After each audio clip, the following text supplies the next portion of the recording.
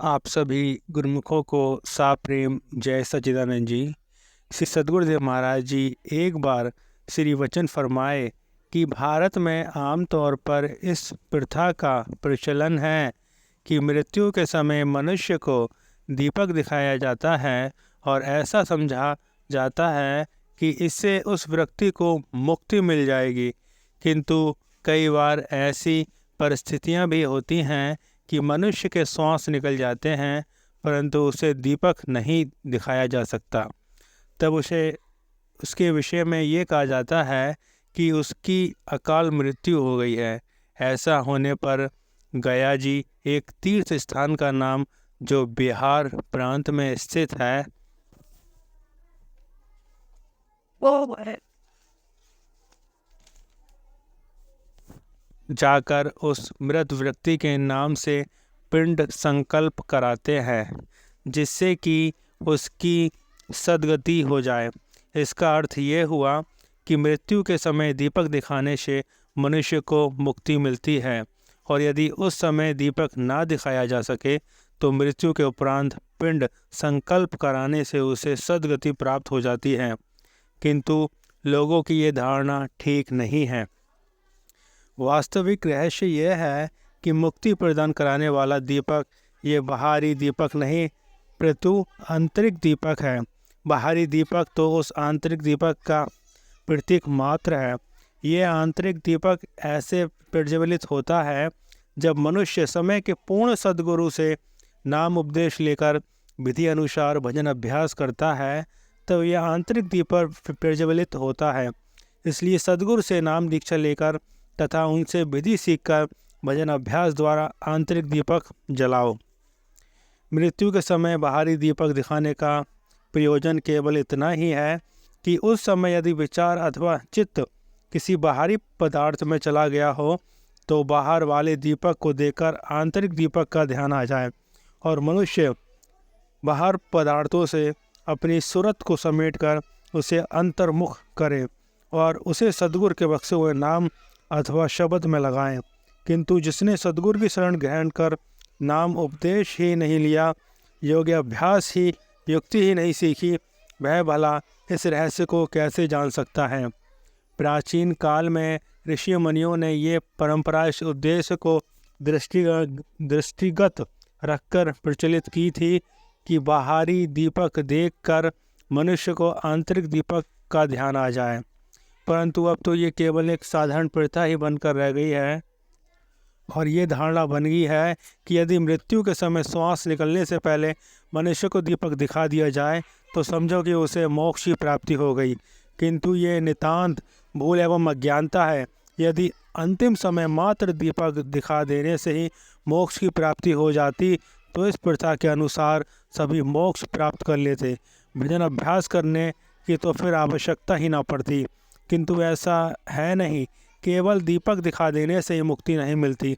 मुक्ति तो तभी मिलती है जब मनुष्य सद्गुरु द्वारा बतलाई गई युक्ति अनुसार भजन अभ्यास करके आंतरिक दीपक जला लेता है और आत्म साक्षात्कार कर लेता है। बोलो जयकारा बोल मेरे श्री गुरु महाराज जी की जय। दूसरी बात ये भी है कि मृत्यु के पश्चात ही मुक्ति मिलती है। ये धारणा भी सर्वथा असत्य है।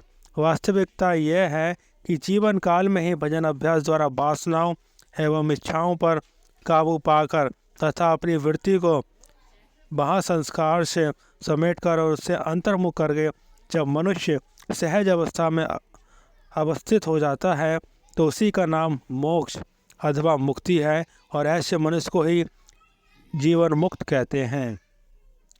ऋषियों ने क्या ही सरल उपाय जीव को वास्तविकता समझाने के लिए बतलाया, परंतु ये कितने खेद की बात है कि संसारी लोगों ने उसका मतलब कुछ और ही समझ लिया। महापुरुष अपने सदुपदेश द्वारा मनुष्य को सदैव सत्यता का दिव्य दर्शन कराते हैं, सत्यता का दिग्दर्शन कराते हैं जिससे कि वह वास्तविकता को पहचाने और सद्गुरु के उपदेश के अनुसार भजन अभ्यास करके आंतरिक दीपक प्रज्वलित करें और जीवन काल में ही मोक्ष पद का अधिकारी बन जाए।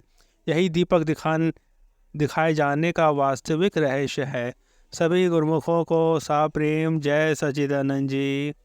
प्राचीन काल में ऋषि मुनियों ने जिन धार्मिक प्रथाओं का प्रचलन आरंभ किया था, उनके पीछे कोई न कोई रहस्य निहित था, किंतु समय के साथ साथ धीरे वे धार्मिक प्रथाएं मात्र रीति रिवाज बनकर ही रह गई हैं।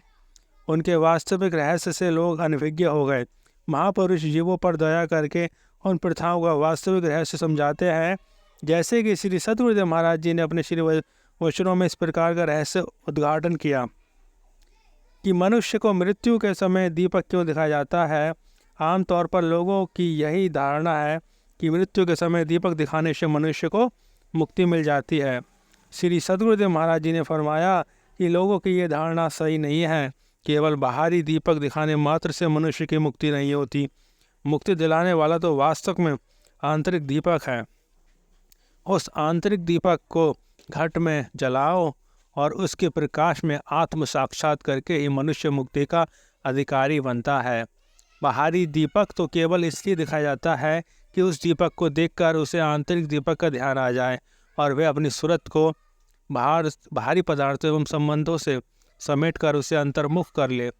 इसके अतिरिक्त वहाँ उपस्थित अन्य लोगों को भी आंतरिक दीपक का ध्यान आ जाए और वे भी उसे अपने घट में जलाने का प्रयत्न करें।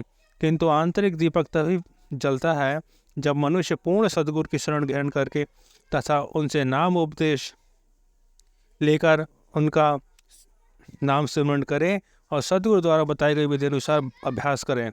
वह आंतरिक दीपक कौन सा है, इससे माया की दास्ता और जन्म मरण के बंधन से मुक्ति मिलती है और वो कैसे जलता है, इस पर प्रकाश डालते हुए काक भुसंडी जी गरुण जी के प्रति प्रश्न करते हैं कि जीव के हृदय में अज्ञान रूपी अंधकार विशेष रूप से छा रहा है।